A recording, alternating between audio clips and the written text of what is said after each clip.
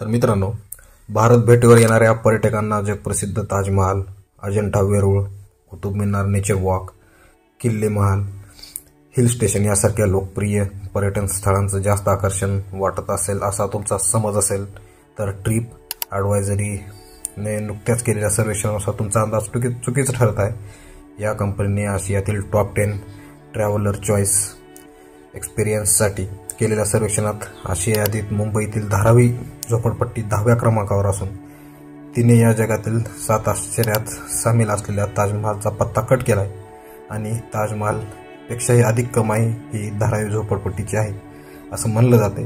तर रामराम मंडळी, या चॅनलमध्ये तुमच्या सर्वांचं पुन्हा एकदा स्वागत। तर आज आपण याच विषयावर पाहणार आहोत। तर तुम्हाला व्हिडिओ आवडला तर नक्की लाईक करा। तर मित्रांनो, धारावी झोपडपट्टीला हजारो लोक भेट देतात आणि या झोपडपट्टीला पर्यटनालाच म्हणजे स्लम टुरिझमला लोकांची अधिक पसंती मिळत आहे। हे झोपडपट्टी पाहण्यासाठी विदेशी पर्यटक का येतात, हे स्लम टुरिझम काय आहे आणि भारतात हे पोहोचलं कसं, या सर्व प्रश्नांची उत्तरे आपण या व्हिडिओमध्ये पाहणार आहोत। तर आपण पहिल्यांदा पाहू की विदेशी पर्यटक धारावीला भेट का देतात। तर झोपडपट्टी म्हणलं की आपल्या डोळ्यासमोर चित्र उभं राहतं, ते म्हणजे घाणीचं साम्राज्य, भीक मागणारे लोक आणि पत्र्याची किंवा छोट्या छोट्या झोपड्या असणारे घर। पण हे खरंच असतं का, हे पाहण्यासाठी किंवा त्याचा अभ्यास करण्यासाठी हे विदेशी पर्यटक इथे येत असतात। तर धारावी झोपडपट्टी ही आशिया खंडातील सर्वात मोठी झोपडपट्टी म्हणून ओळखली जाते। तर मुंबईतील आलेला विदेशी पर्यटक इथे भेट दिल्याशिवाय जात नाहीत असं झोपडपट्टीत राहणाऱ्या लोकांचं म्हणणं आहे। दैनंदिन आयुष्यात लागणाऱ्या महत्त्वाच्या आणि गरजू गोष्टी नसतात, हे लोक इथे कसे जगतात, कसे राहतात हा अनुभव घेण्यासाठी हे लोक इथे येत असतात।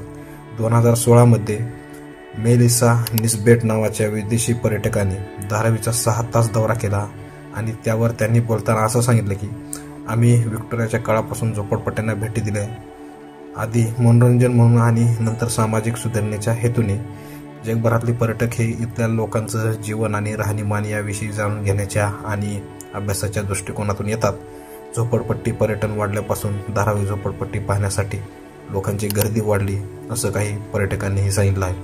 पण हे झोपडपट्टी पर्यटन नावाची कन्सेप्ट आहे तरी काय आणि याची सुरुवात कधी झाली। तर ऑक्सफर्ड इंग्लिश डिक्शनरीने 1884 मध्ये पहिल्यांदा स्लमिंग म्हणजे झोपडपट्टी हा शब्द प्रकाशित केला। 1884 पर्यंत न्यूयॉर्क शहरातील श्रीमंत लोकांनी बोवेरी आणि लोअर ईस्ट 5 पॉइंट डिस्ट्रिक्टला भेट देण्याची सुरुवात केली। येथे गरीब स्थलांतरित समुदायातील लोक राहतात। हे लोक कसे राहतात, काय करतात आणि असा विचार त्यांनी केला होता।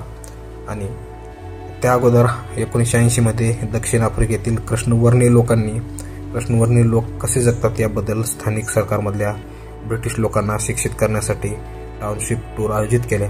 या दौऱ्याने जगभरातील पर्यटकांना आकर्षित केलं आणि ज्यांना वर्णभेदाबद्दल अधिक जाणून घ्यायचं होतं अशा लोकांनी 1990 मध्ये त्यांनी विकसनशील जगाच्या सर्वात वंचित भागात, ज्यांना झोपडपट्ट्या देखील म्हणतात, अशा ठिकाणांसह आंतरराष्ट्रीय टूर आयोजित करण्यास सुरुवात केली। त्याला नाव देण्यात आलं स्लिम टुरिझम म्हणजेच झोपडपट्टी पर्यटन। मग हे स्लिम टुरिझम भारतात आलं कसं, तर आशिया खंडातील सर्वात मोठी झोपडपट्टी म्हणून मुंबईच्या धारावीची ओळख आहे, त्यामुळे अनेक देश पर्यटक इकडे येत असतात। हीच बाब लक्षात घेऊन भारतात 2005 साली झोपडपट्टी पर्यटन हे सुरू झालं। 2005 साली कृष्णा पुजारी यांनी रियालिटी टूर्स अँड ट्रॅव्हलची सुरुवात केली। ही कंपनी अगोदरच धारावी झोपडपट्टीवर लक्ष ठेवून होती।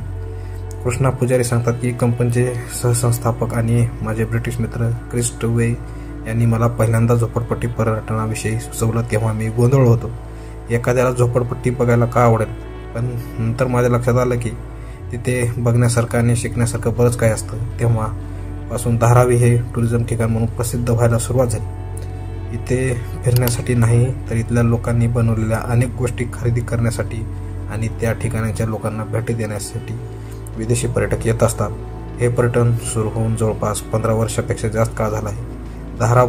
धारावी झोपडपट्टी कमाईची अधिक आहे, इतकं की भारतात सुंदरतेचं प्रतीक मानल्या जाणाऱ्या ताजमहालपेक्षाही जास्त आहे। मग धारावीची इतकी लोकप्रियता का आहे, तर धारावी झोपडपट्टी ही जवळपास 550 एकरमध्ये वसलेली आहे। या ठिकाणी छोटे मोठे कारखाने आहेत, तसेच घरगुती व्यवसाय देखील आहेत. या झोपडपट्टीत जवळपास 10 लाख लोक राहतात असा अंदाज मानला जातो. धारावीचे वार्षिक उत्पन्न हे 3078 कोटी आहे. तर इथे वर्षाला ताजमहालपेक्षाही अधिक लोक भेट देतात, ज्यामुळे धारावीच्या उत्पन्नात अधिक वाढ होते. काही खाजगी सर्वेनुसार धारावी हे भारतातील इतर सर्व पर्यटन स्थळांपेक्षा अधिक लोकप्रिय ठिकाण झालं आहे.